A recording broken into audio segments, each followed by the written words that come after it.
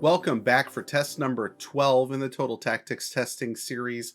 This week's creation is a 5 at the back tactic, although maybe more like 7 at the back. It's my riff on one of the most common AI tactics that you've seen this year, where it's 3 defenders and then 4 players stacked across that DM line, wingbacks, 2 DMs, and then another wingback, with then the front 3 being 2 AMCs and a striker. So this is a really common shape you will have seen this year played by the AI, and it's something that I think could be really effective. And so we took an attempt at trying to make sure, see if we could build this tactic and really get it to tick. So before we take a look at the tactic, remember you can always download every tactic from the Discord server. The link is in the description. Also from the Total Tactics Dropbox folder, which is also in the description. So if you'd please subscribe to the channel and let us know in the comments what you think about the tactics so far this year, what your favorite tactic is, or maybe what you'd like to see me test next. Go ahead and leave a comment there. But let's take a look at the actual tactic.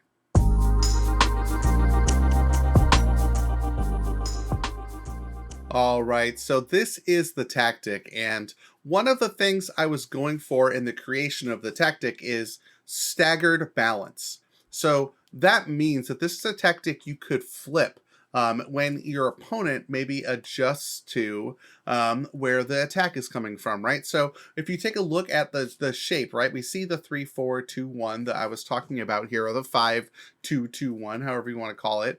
But attack on one side, support on the other. Support on this side, attack on the other. Attack on this side, support on the other, right? So we are really trying to balance like where the different like focal points are coming for in the attack. And so when the AI or a PvP opponent adjusts to like maybe a really aggressive left back, flip it. Flip sides, go ahead and attack through the right, move your Shadow Striker over there on the attack, switch where the Volante runs are coming from, go ahead and change like your attacking vectors here in this formation based on how people are adjusting to the tactic within the match engine. So that's something that more people should probably think about too, no matter what kind of tactic you have. If it's a 4-3-3 where one side's the winger and one side's like an inside forward, flip them. Play the winger on the other side, do things to change the point of attack and change how and combat the adjustments that the AI is making. But if we go through the system, aside from the balance, there are a few specific instructions that have been added to some of these roles, like crossing more often, dribbling more. I want this wingback to really be a ball carrier that will help the wingback form a passing relationship with the Shadow Striker as well, who is on with no additional instructions, as well as the advance forward and as well as the AM. So this is a stock front 3, and there are things that you can do to make this different if you want. Maybe tell them to shoot less often, take more or fewer risks. Occasionally you might want them to run wider with the ball, maybe if they've packed the middle with 2 DMs. You got lots of options there. We do want this Volante being underlapping and moving in on the attack with the support AM in front of them, so I do have them taking more risks and moving into channels as well. So the ball playing defender is in the middle of this formation. You want them to step up and act a little bit like a libero, but not necessarily stepping up on these wings. If I was going to play a ball playing defender on one of the wings, it would be on the right. Really don't want to ball playing defender here behind this wing back, but I think just the one in the middle is exactly what you need.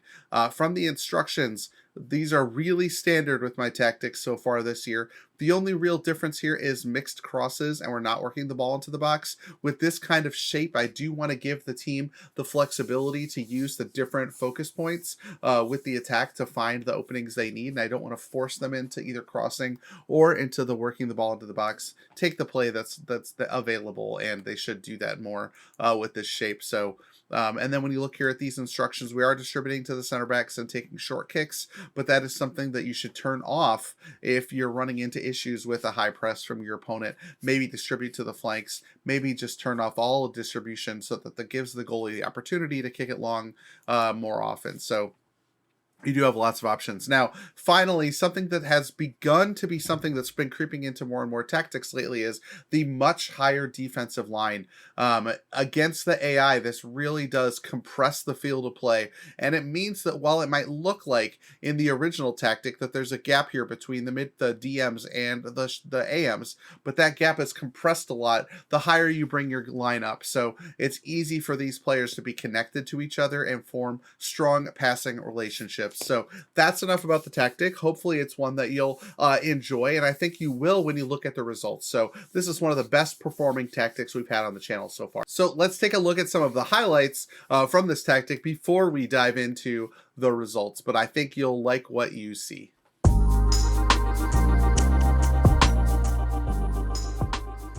On this first highlight, it will kind of illustrate what I mean by the compressed nature of the extremely high line. Now on this, you'll see both center backs have stepped up past the halfway line here with this extremely high line.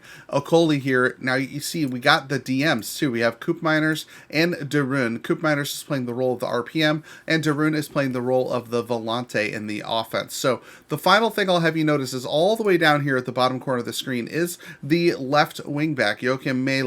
Because he's a wing back, the right back of the opponent, Juan Cuadrado, is tucked in very, very narrow. If Mele was like an inside forward or an inverted winger, Cuadrado would be out there marking him. But because he's not, he's sitting super narrow. So that gives options to either spray a ball out wide or isolate one of your shadow strikers on a fullback, which is something that could get you a lot of like benefits. So let's watch how this play kind of develops. But again, look how close and compressed your different lines are here with the forward attacking line, and then how close within 10 yards are the DM and wingback lines. So we'll go ahead and hit play on the highlight and watch it kind of develop. Darun has it, and then Darun's option is to isolate Ederson on Cuadrado like we just talked about with the ball over the top.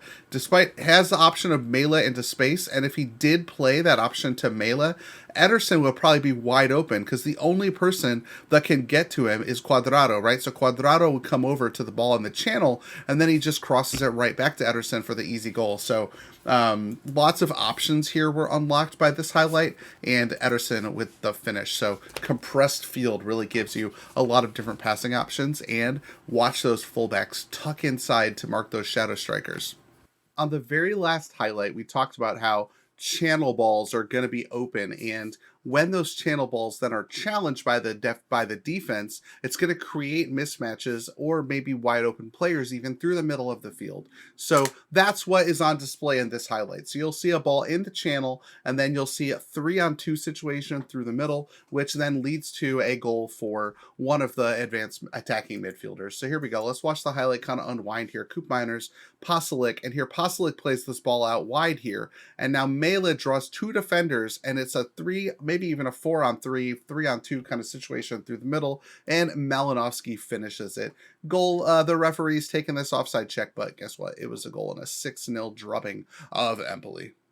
All right, this is a very simple highlight, but one of the things I think it illustrates is, remember back in the tactical instructions, we did not turn on work the ball into the box, but we also did not turn on hit early crosses. That means that it gives some of our players the freedom to take advantage of the player instructions to guide their play. So the complete wingback on support, because we want to attack more down the left, is set to take fewer risks. So that means you're going to see more passes and crosses from deep from this position without having you have to tell it that specifically. And so in this goal, and in a lot of highlights that I looked at when I was putting together this video, Hans Hatteboer, most commonly playing in that complete wingback role on the right, was launching balls up to Duvan Zapata from a deep crossing position. And I think a lot of that is because of the take fewer risks option, as well as the fact that we aren't meant to play out of defense, right? So that's as well as the fact that the attack is supposed to go through the left on that wingback. So that person's bombing forward, and Hatteboer is dwelling on the ball a little bit more, being more disciplined as well, which is one of the instructions in the tactics. So let's watch kind of what happens on this highlight, but mostly it's us playing out of the back, then Hatteboer has it, looks up forward, and then just launches one into space that pass into space instruction. Duvan Zapata is very good, is able to run onto it, and then scores. But I saw a lot of highlights like that, and I was like, should I even include one of these highlights? It seems so boring and simple, direct football. But it does illustrate, I think, a few of the concepts of the tactic really well. So I wanted to take a moment to explain those to you. But let's take a look at the results, see just how dominant this tactic was in Serie A. Look at where some of the stats came from as well while we break things down. So let's go take a look at that now.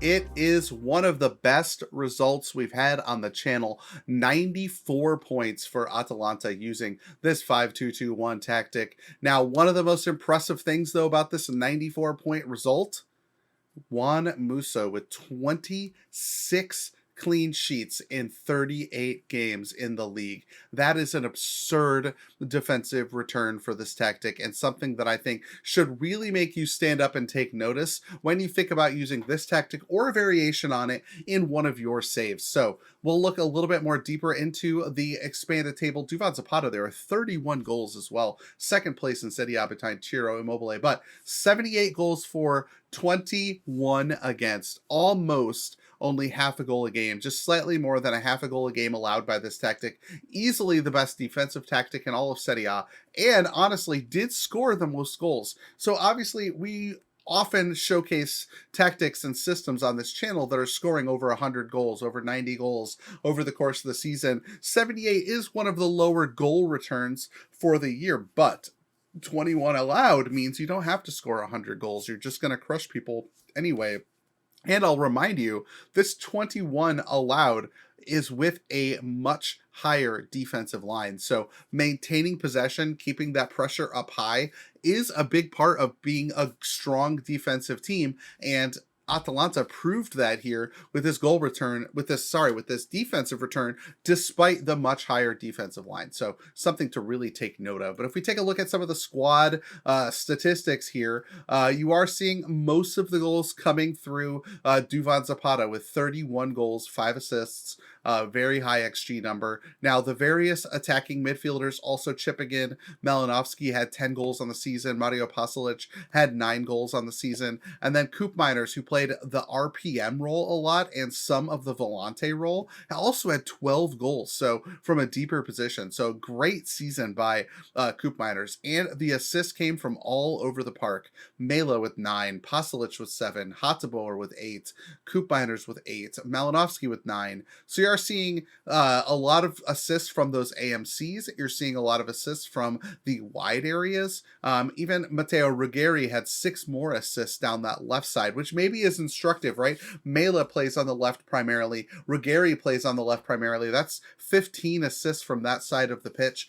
So something to maybe take note of. That is where we're playing the wing back on attack. So really impressed by these results. I think they are very encouraging. And for those of you who do really prefer a 5 at the back system, this is one that I think you should take a stab at using, and something that could be extremely dangerous. So enjoy the tactic. If you make use of the tactic, let me know in the comments. Let me know in Discord. The link to join the Discord where you can download the tactic is in the description, as well as a link to the Dropbox folder where you can also download it. And finally, there is a link to my brand new Patreon server. There are already 3 patrons on the channel. We've spoken about them at length, and I'm extremely happy to have them on board. And so join them. You'll get written write-ups on tactics that you've created, and I'll give you feedback on them, as well as a lot of other perks. So please get involved in that as well. Help support the channel, and I hope to see you next time for test number 13. But until then, enjoy.